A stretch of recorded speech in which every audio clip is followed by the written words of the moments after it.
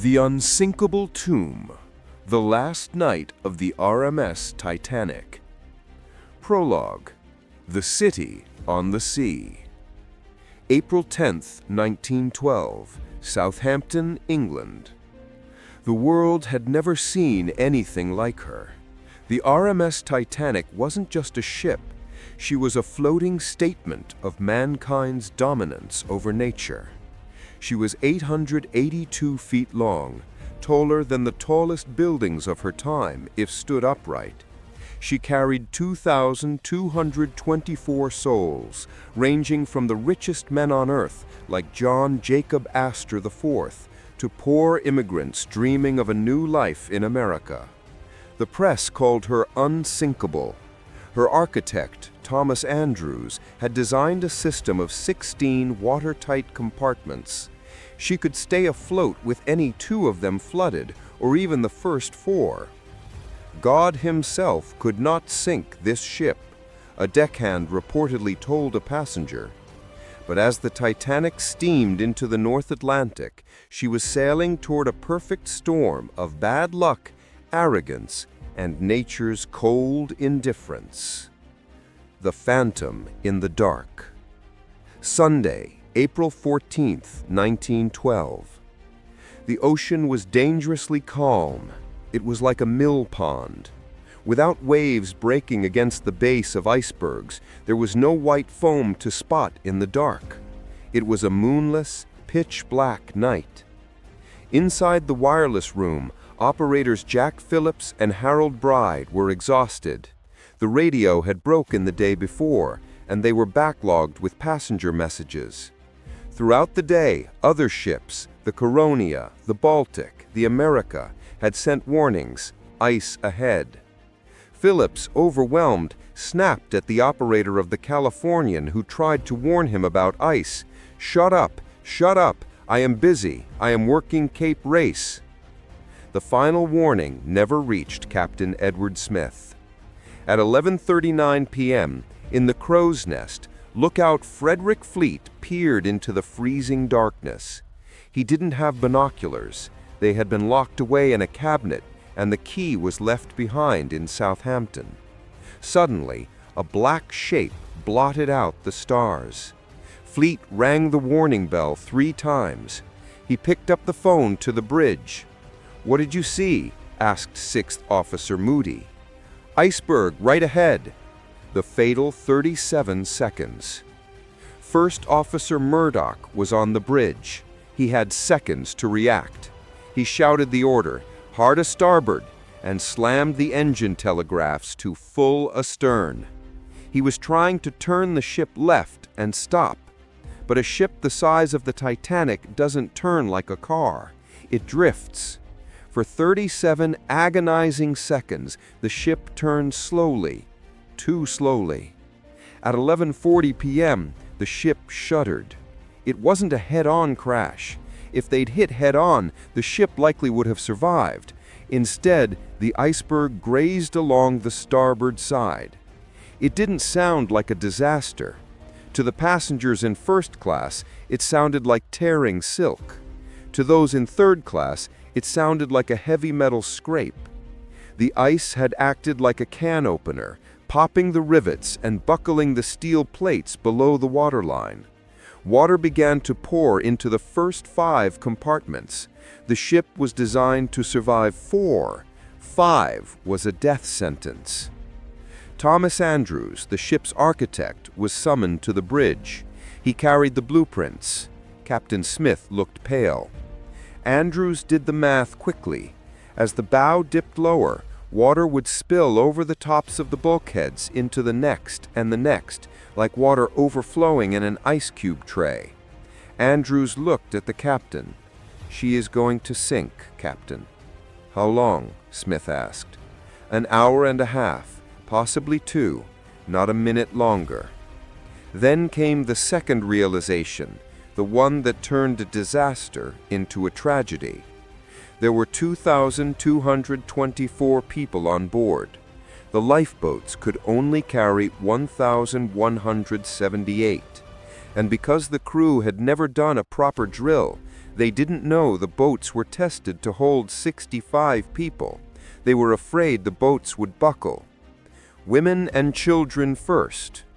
12:15 a.m. The first distress signal was sent.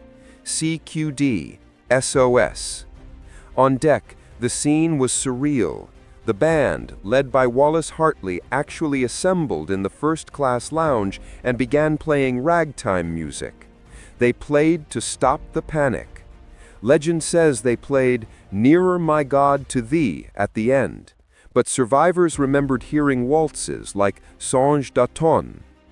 Captain Smith gave the order, "Put the women and children in the boats and lower away." But the order was interpreted differently by his officers.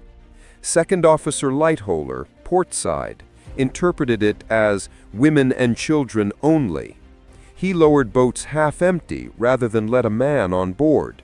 He even stopped a 13-year-old, saying he was a man. First Officer Murdoch, on the starboard side, interpreted it as "women and children first." If there were no women around, he allowed men to board. This simple difference in interpretation decided who lived and who died. First-class passengers refused to leave. The ship was warm, bright, and felt safe. The lifeboats were dark and cold. John Jacob Astor asked to join his pregnant wife in a boat. He was refused. He stepped back, lit a cigarette, and tossed his gloves to her. "I'll catch the next one," he lied. In third class, steerage, chaos reigned.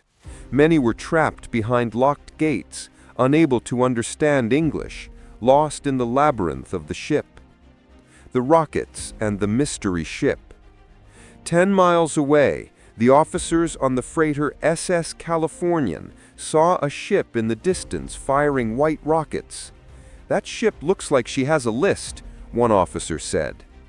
The captain of the Californian, Stanley Lord, was asleep. He was told about the rockets, but assumed they were company signals, fireworks for a party.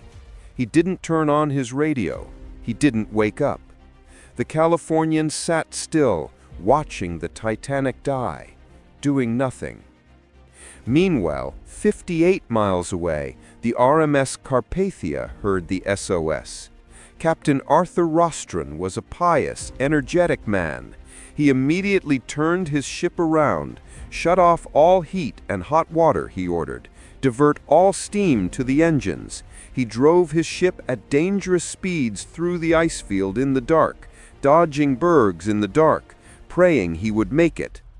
But he was 4 hours away. The Death Throes.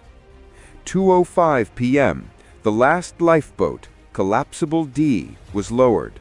1,500 people were still on ship. The panic finally set in. The slant of the deck became steep. Gravity took over. People began to slide. The band finally stopped playing. Captain Smith walked onto the bridge and was never seen again. Thomas Andrews was last seen in the smoking room, staring blankly at a painting of a ship, his lifebelt discarded on a table. 2:17 p.m. The lights flickered once.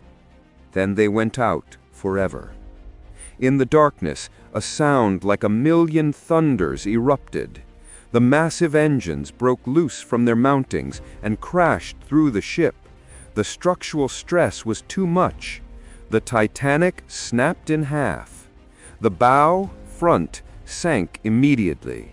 The stern, back, bobbed up like a cork, spinning slowly. Hundreds of people were clinging to the rails of the stern, rising high into the air. For a moment, the stern stood vertical, 90 degrees, like a monolith against the stars. Then it slid smoothly beneath the waves. The silence. 2:20 p.m. The ship was gone. Now came the worst part of the night. It wasn't the drowning. It was the freezing.